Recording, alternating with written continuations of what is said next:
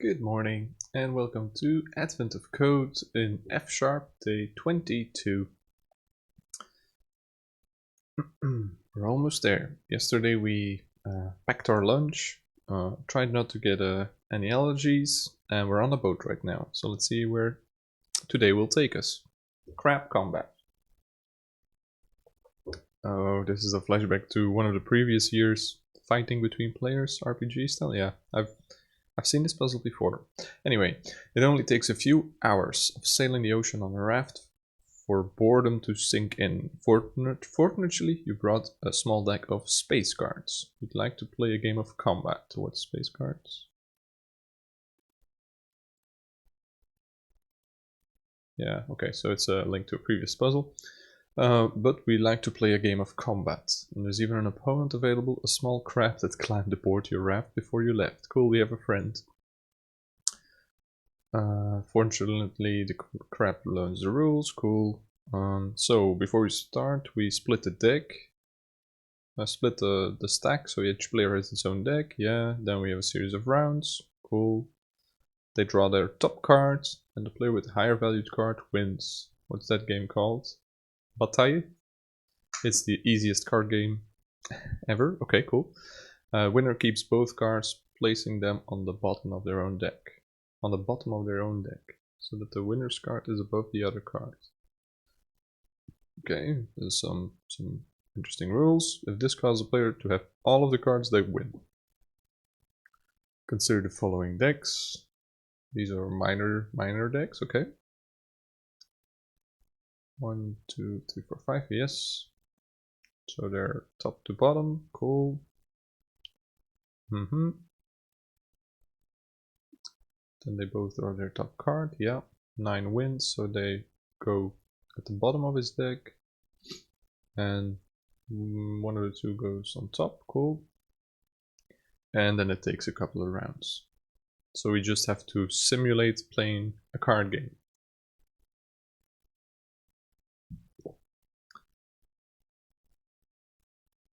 Okay. And then we tally the score.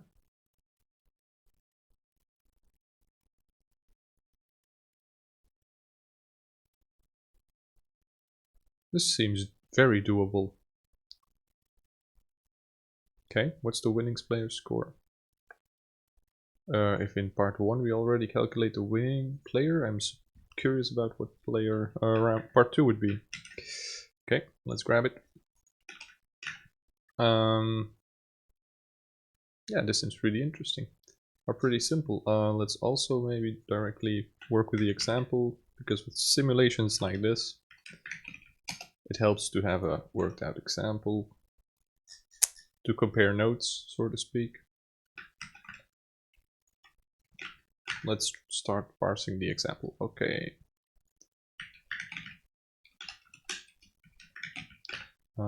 We do need to read the lines, yeah. What's a good data structure? If we have to do this a whole lot, a list might not be the best structure, because appending to the end of a list is not cheap.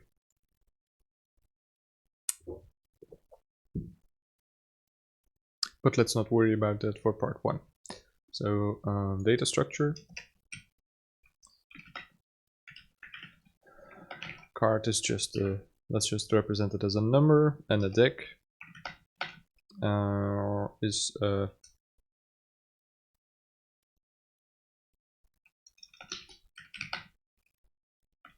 just a list of numbers. Is it that? Yeah, let's keep it simple. So let's parse our player decks. Maybe let's keep in the deck as well the player. We don't need it for part 1. No, we don't need, but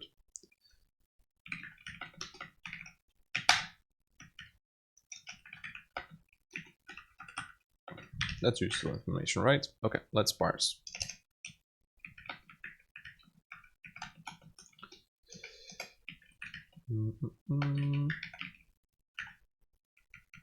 So we parse both players in a single file. Yeah, we can split on the empty line.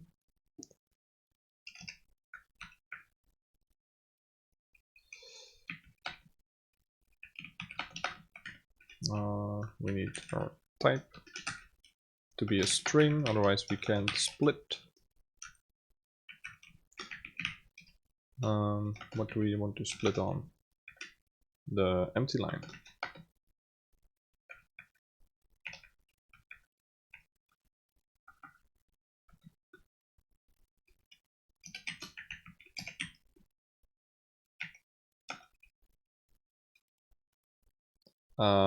That's not a single string, right? We're reading lines. Let's not do it that way.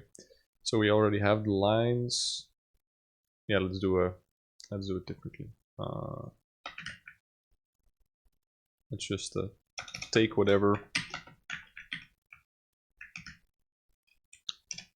Let's just group the lines by until we find something that is the empty line. So that's part 1. And part 2 is basically skip while and then skip over this line itself. And then we should have the split. Let's verify that.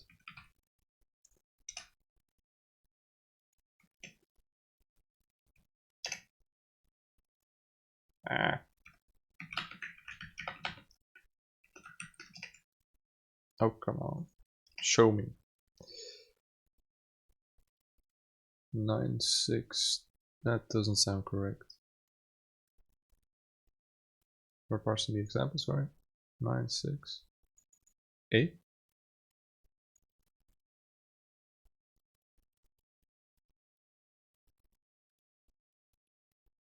I don't know what.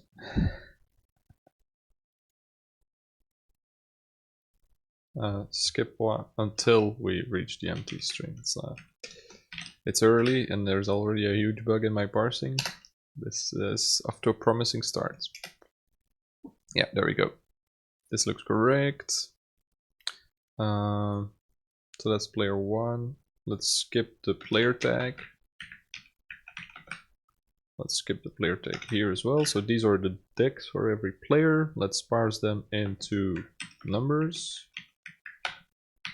Just an int will do just fine. And then we have our both players. So should we tuple them? No, we know they're 2 players. We don't need to have them in a list. To the knowledge that there's only 2 players, that's okay. So player 1 has cards, has P1 cards. Maybe we need to evaluate it to a list. Yep. And player 2 has player 2's cards. Cool. This was the easy, we don't have to think part. Let's see if we let's see if it looks correct. Oh, come on.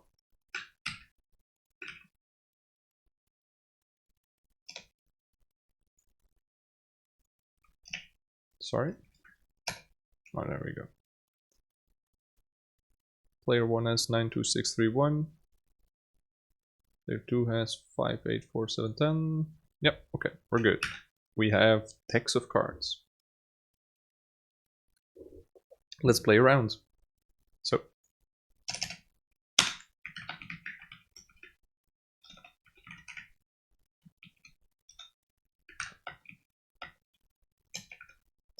I'm gonna be throwing around 2 players the whole time, right?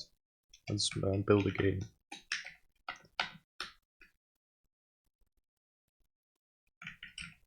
Yeah, let's just keep it as is, but so a game is like a combination of 2 player decks. That's the game state, at least.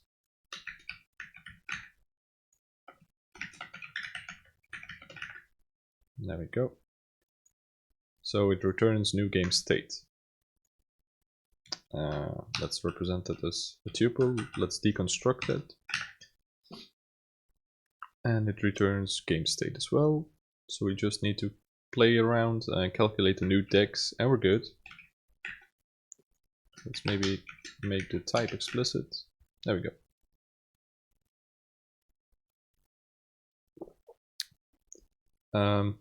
How do we know we're done? We know we're done when someone has all the cards.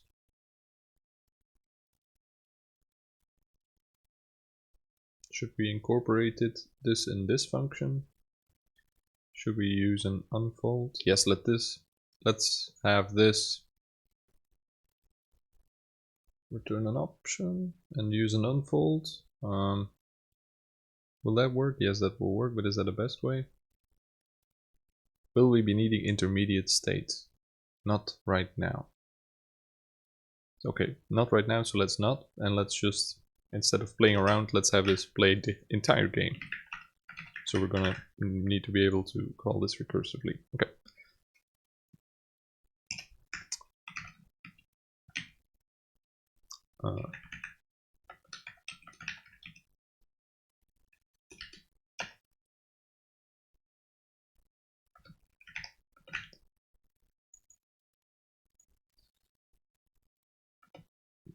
Can I do the as in here? You can like deconstruct something, but also give it a name. Yeah, okay. So then we can refer to the entire thing here. So what's not to like? Oh, it's missing an else branch. Okay. Same for P2. So if someone wins, then we're done. Right. Let's pair match. I'm already not liking the syntax.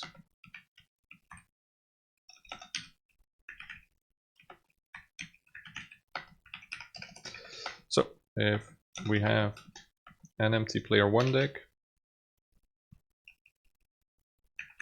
done. We have an empty player 2 deck, same. Otherwise we can play around.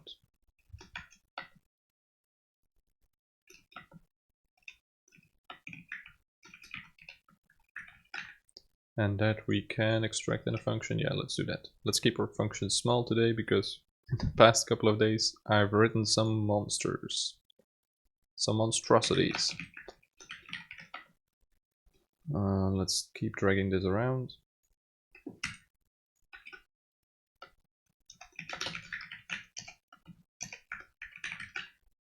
So now we're infinitely looping. That's okay. There we go. How do we play around? We know that we have non-empty lists. Right. So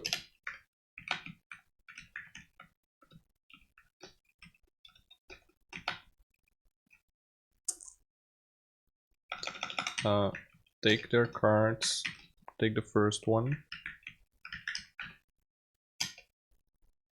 Yep. Take player 2's first cards, and then highest wins. There are unique numbers, there cannot be duplicates. So if P1 card is bigger than P2 card, player 1 wins.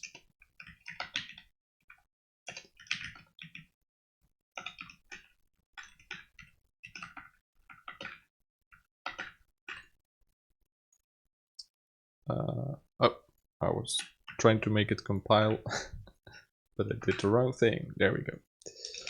So this is how we decide who wins. Now let's check what happens to the cards again. There's something tricky about it.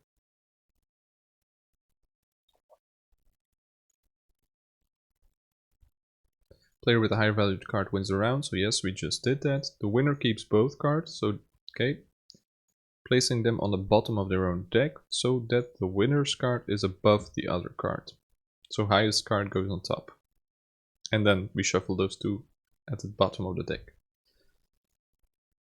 What's the highest card? P1 in this case.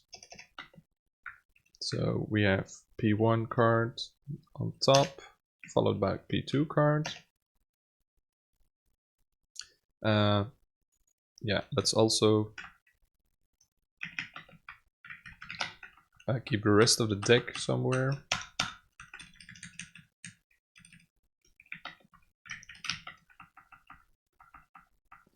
So we're actually now pattern matching or deconstructing and saying, whoa, this can be empty. We know it can be empty because we're doing this. Oh, actually it can be empty. No, if one of the decks is empty, it's done.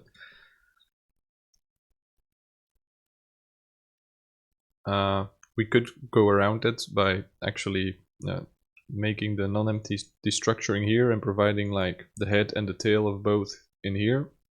Then we help the compiler, or we could inline this function. Then we can also, or the compiler can also derive or be matching exhaustively. But let's not worry about that today.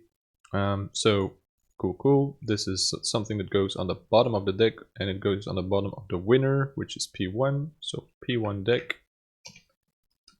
Let's paste these two on the end. This is a computationally intensive thing if we have to do this a whole lot. So yeah, P1 1. So P1 with deck.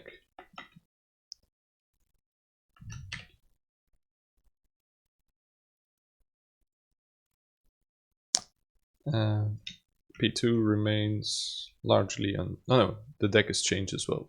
Yeah. So P2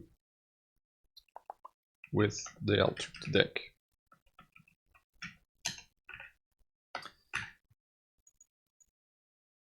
I don't need those parentheses.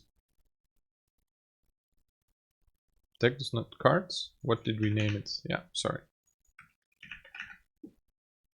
And in the other case, we have the same thing.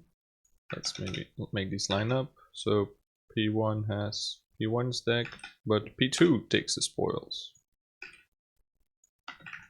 And P2 is larger, so let's make sure we order the cards correctly. There we go. This is actually how we play around, and this was how we play a game, so I think we're done. Let's play the game.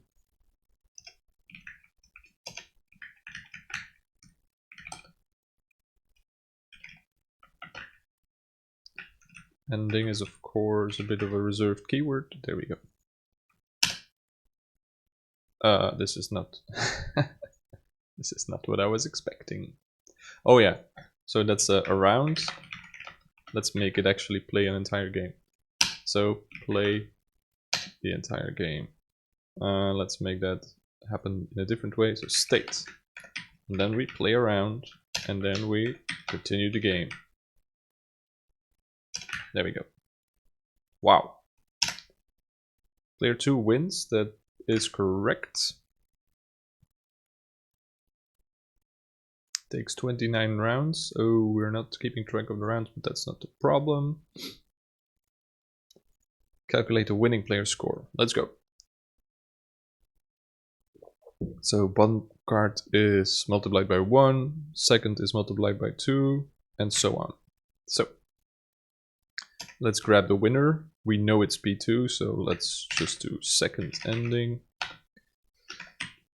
And let's reverse their cards.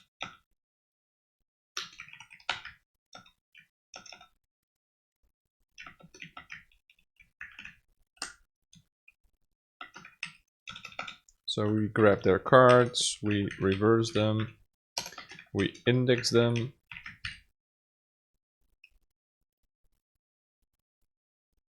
No, we don't need to index them, we need to map them with an index. That's mappy. I love this weird name, mappy.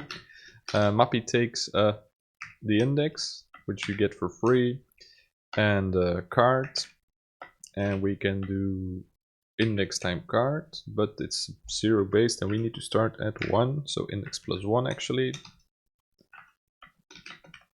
Index plus 1 times the card, and we just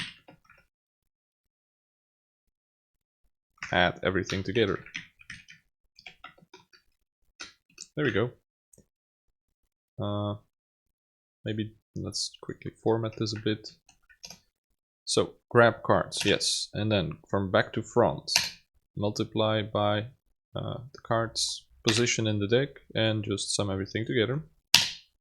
306. 306 is correct. Cool. So there we go. Let's see what we have for our input. Oh, let's not change keyboard layouts too much.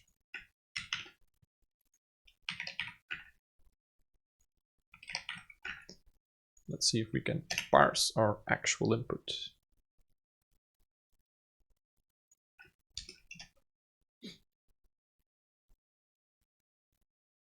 No, we need to parse the input, not the example. Okay. That looked like it was totally incorrect. This looks better. Ooh.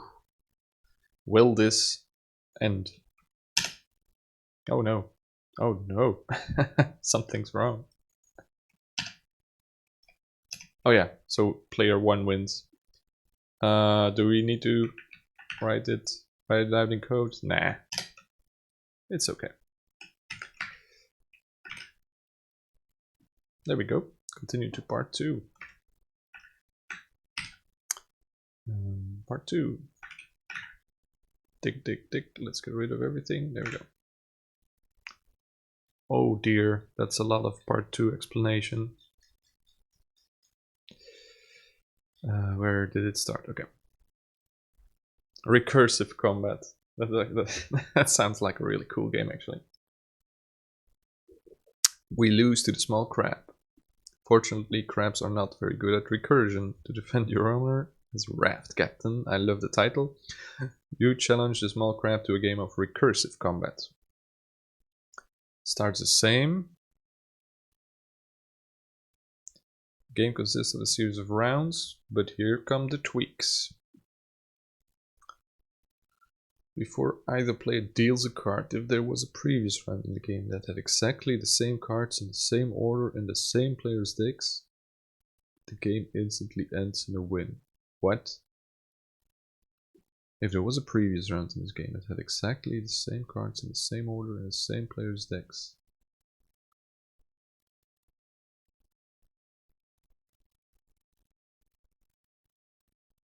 So this is a stopping condition. I have to see the example because I don't understand. So if one of the player's decks, if we've already seen it,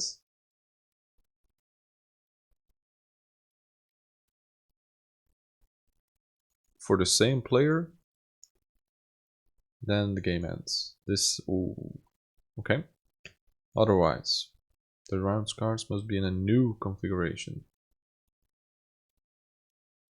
Yeah, okay, so otherwise we know that we have never seen this game state before, then we just play around, cool. Oh, another rule, if both players have at least as many cards remaining in their deck as the value of the card they just drew, the winner of the round is determined by playing a new game.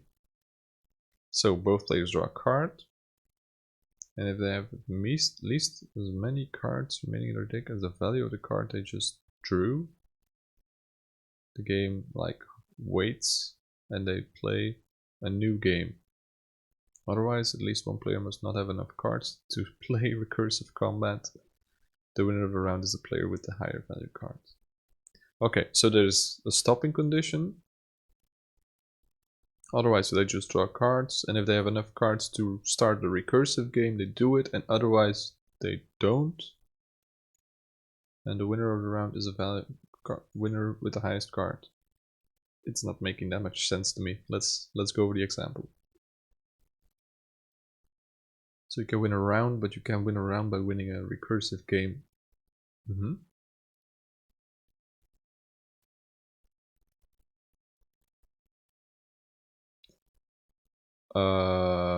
Wow. So again, the winner takes both cards, and the winner's card is on top, but this can be the lower valued of the two cards because of the recursive game thing. Okay.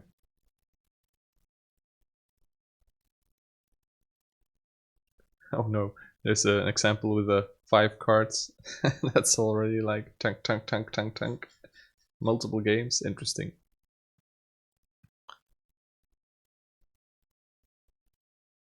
A small game that would loop forever without the infinite game prevention rule. And that was the when we encounter a loop, stop. Okay.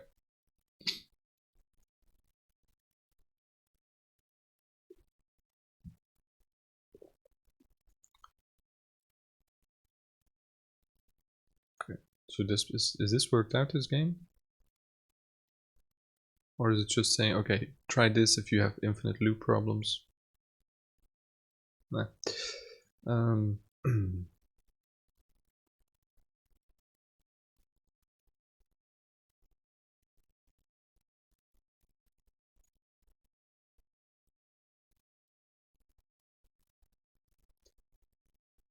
So if both players have at least as many cards in their decks as the number of the card they just dealt, yeah, then they start a recursive game.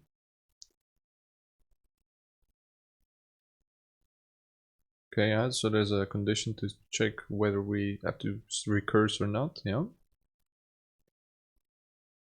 Yeah, cool. To play a sub game. Yeah, let's not call it a recursive game, let's call it a sub game. We use recursion enough in F# already. So to play a sub game, they just take their decks after they draw that card, yeah. It's not their entire deck, it's the number of cards equal to the number on the card they drew. So if you draw 3 and you have more or 3 or more cards, you play a sub game with the next 3, which pauses the parent game and completely unaffects, so that this game state for the parent game does not change. Oh, hello, immutable data. Yeah, so it uses copies of their sub decks. It doesn't alter the real decks. Cool. Game 1 is the root game. Cool. So start with some decks. We draw the top card. Player 1 does not have enough cards to start a sub game. Player 2 doesn't either, so player 1 wins a round. Then we shuffle the winning player's card at the end before the 5, yeah. What's happening here? They draw 2 8. 8 is not enough for a sub game. So 8 wins. So 8 gets shuffled on front. Yeah. 6 4 1 2 3 4 1 2 3. So again, no sub game. 6 wins. Yep. Yep. 3 7 7 wins. Yep. 1 10, again 10 does not match the sub rule. So it's 10 1 to player 2. Yep. 9 8 again, player 1 wins. Yep. 5 2 1 2 3 4. So again, nothing. Player 1 wins again. Yep. 1 2 3 4 5. Okay, it's just normal. 7 wins. Yep. Now it gets interesting. 4 3 1 2 3 4. Enough cards to start a sub game. So game pauses. Game pauses and they draw their deck. So this player draws 1 2 3 4. The other player draws 1 2 3. Yes, so this is the recursive game or the sub game. We just play out that game, which takes 6 rounds. And who wins this game eventually? Player 2 wins. So now we go back to play game 1. We know that player 2 wins with the card they held, which was a 3, which is lower. That's the tricky part. So 3, which is lower, so 3 goes to player 2 and 4 as well. Okay. And subgames trigger again, subgames trigger again.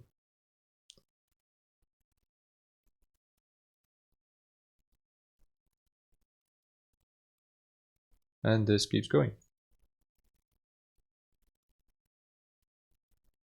And we calculate scores again. Let's noodle around. I don't think this game actually saw the infinite loop problem or the infinite loop case. How will we handle the infinite loop case?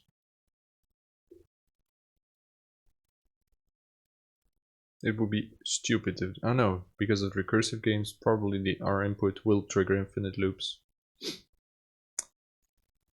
So actually when we play a game, keep track of the state.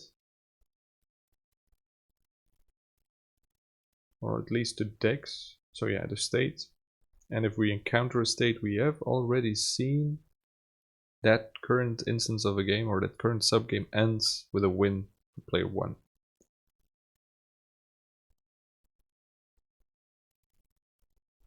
Yeah. Okay. After reading this, we need to know the winner very often. Let's call this score. Yeah, before I do that. So this returns the final game state, but actually that's not really impressive. Instead of returning the final game state, let's return the winner. So here we know that player 1 has lost, so this is player 2. Here we know that player 2 has lost, so this is player 1.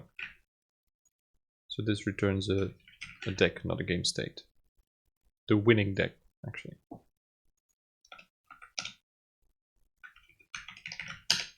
So there we go. Let's grab the example again. Are we working with the same example? 92631, is that the example? 92631, yeah. Okay, so goodbye input, we'll see you at the end of the ride. I'm seeing some stuff that's not being used. There we go.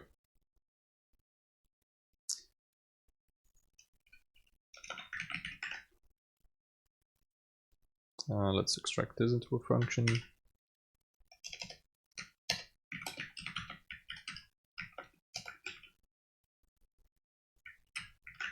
So this calculates the score.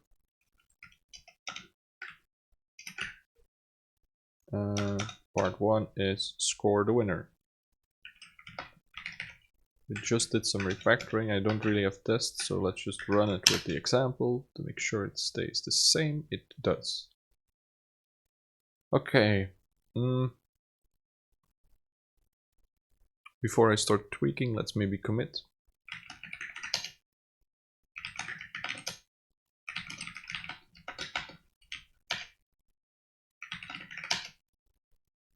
I'm already pushing, why not? Okay, let's go. So, first things first. We can keep the rough structure. I think we can keep a rough structure. It's only when we are playing around that things start to change, and it can be that we have to play a sub-game when the time is right. And this is also tricky because this is not how we detect the winning card anymore. Right. Okay, this is going to need some side-by-side comparison.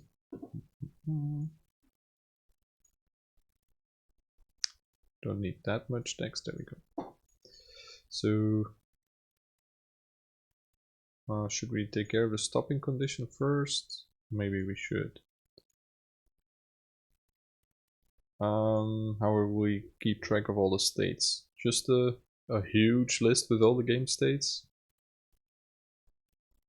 Yes.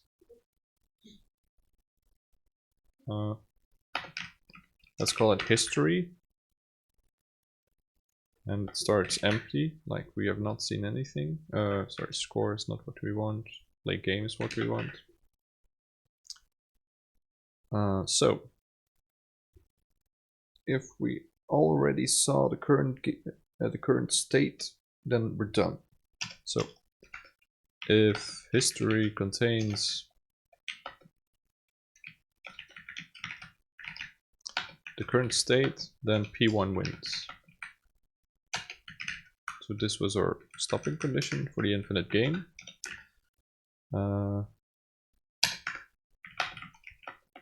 Let's play around and let's play the game recursively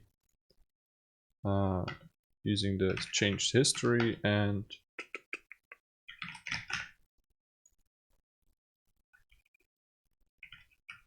the next state. And we need to update history with next. Yeah. So history takes next. I think this will detect infinite games and will give the win to player 1. Let's see if things run. Things run, but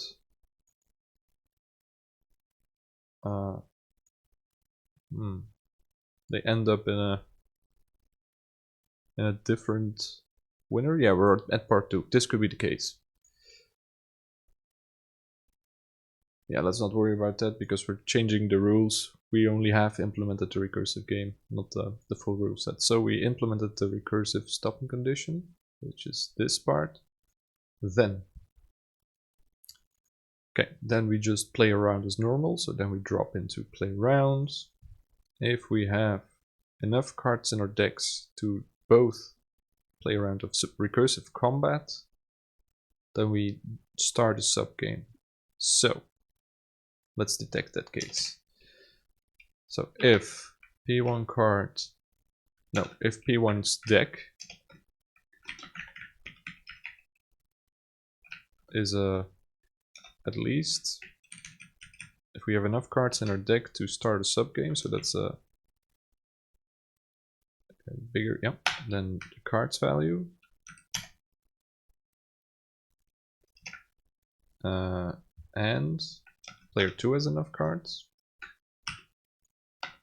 Where's my and? I don't use it that often. Where's my ampersand? There we go. And player 2 has enough cards. Recursive Combat. So then we need to play a recursive game, which is this function. But let's make the compiler happy so we know we're not breaking stuff too much. There we go.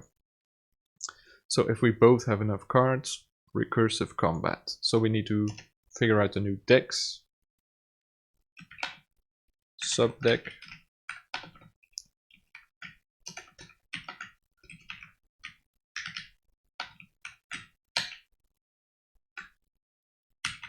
So these are the subdecks. And we play a game. But this is what I was trying to say. The game function has not been defined yet. So if we do a play game here, it'll get a warning saying this function. I don't know this function. But you can make two functions mutually recursive is what we call it. By saying, so we have this function and in the same definition basically, we say we have this function, and if you make the first one recursive, now these functions can call each other without having to worry about, oh god, we can't define one before the other because the other needs the one and ad infinitum. So we just play a recursive game. Yeah, we need to keep track of the winner. And what do we record in the game? Oh no, we need history as well. We need to thread through history. Do we? No, we should start a new game, so history is empty. Glad I catch that. We need the state, which is P1 with cards is subdeck 1. And we need P2 to have the same with their deck. Okay, I'm feeling comfortable enough to make the screen big again, so go. And P2 is P2's subdeck.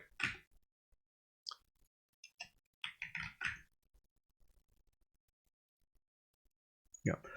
So if both players have enough cards to start a sub game, then we start a sub game by taking that amount of cards, and there's a typo in here that would be painful to figure out. So we take enough cards from player 1's deck, we take enough cards from player 2's deck, we start the game, and the winner determines who wins the round. So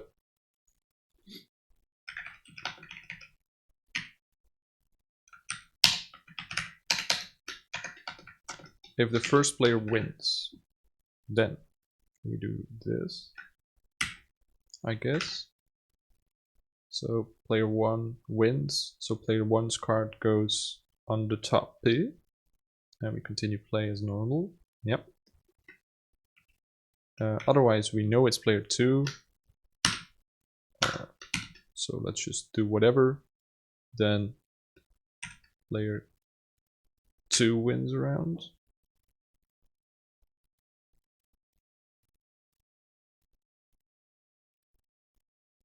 Sorry, I'm getting confused.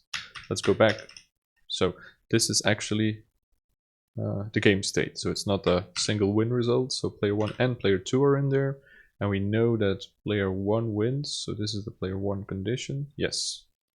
And then we have player 2. We know it's the player 2 condition, which is this part, which is this. Right. So this is the recursive, or this is playing a sub game. Let's make sure we have all our 1s and 2s lined up. Yeah. Play a game with sub decks. Yep. We keep the player order. Yep. The player, if 1 wins, we do he gets the cards, or they get the cards, yes. And then if player 2 wins, player 1 remains the same, but we nibble a card, yeah, and player 2 gets the win with their card up front. That looks correct. There was one more thing, otherwise at least 1 player must not have enough in their deck. The winner is the higher value. Okay, so that was the if else we had. So let's copy this. You know what, let's just grab that from part 1. Where is part 1? It's not that I can think anymore, but is it date 22? Where's my date 22? Oh, that's my repository from my workplace. Forget it, we'll just type it again. It's not that hard. So else, if P1 card takes the win, we know P1 wins.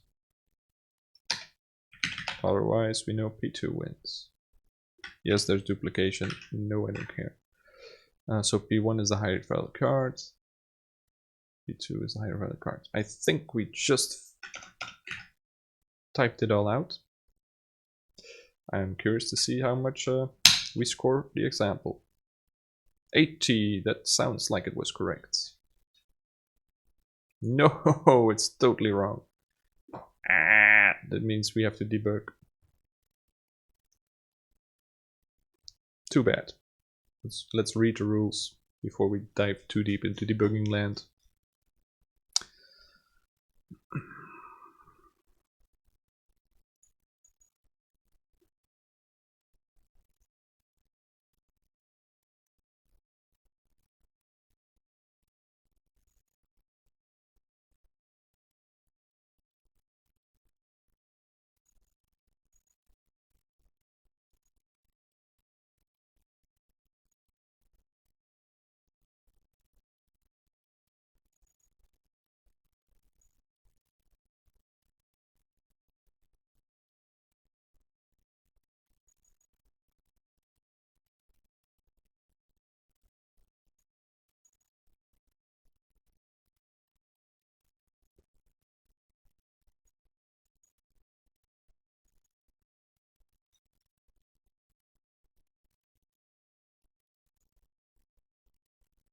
If there was a previous round in this game, so yeah, I was thinking maybe we do the history part wrong.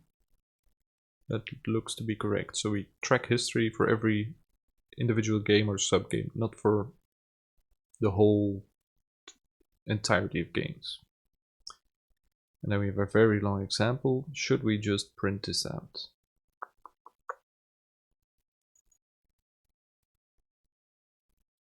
The winning player score is... Maybe let's take a look at the decks instead of the score. So what's the deck looking like? Player 1 wins, in our example. This is totally wrong. I don't even see enough. Ah, this looks like it's triggering the infinite loop.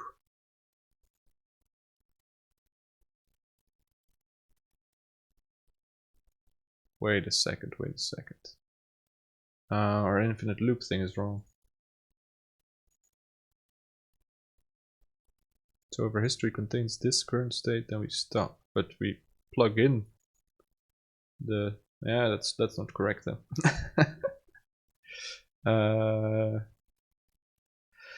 Wait. Because right here we're saying, okay, this is the next state, and remember that. And then the first iteration we already hit that exact state, so we're not doing a lot of work. Okay, so our infinite loop detection is wrong. How do we do this?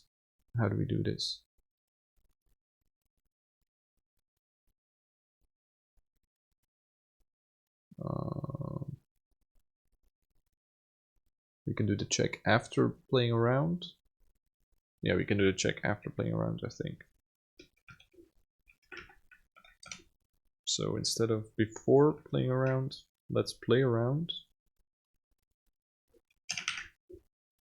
And if history contains next, then the player wins. And otherwise we continue playing the game and we include history. Let's try that again. 291. Awesome. This saved us hours of debugging probably. So let's run this on the input.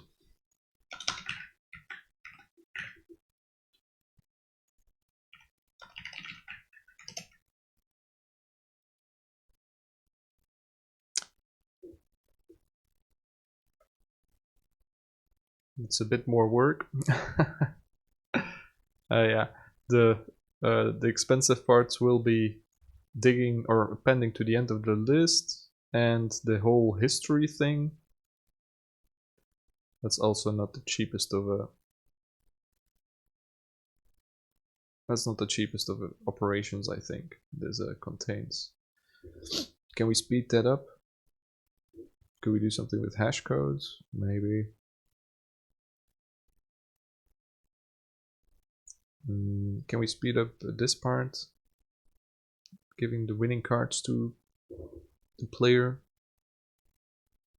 Yes, there are data structures that allow you to nibble the front.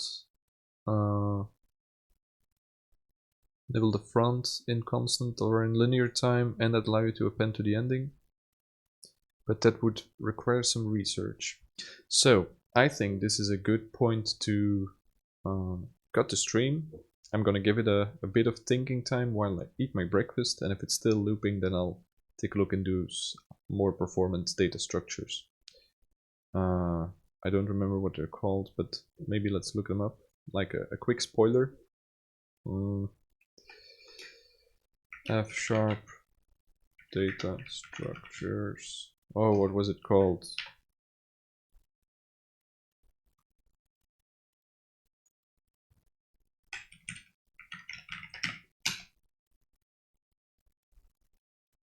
Pluralsight? Maybe Pluralsight knows. No, these are the basic. I need advanced.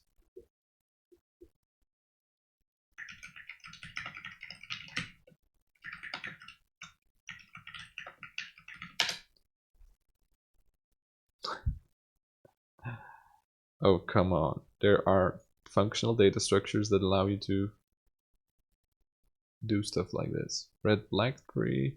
Nah.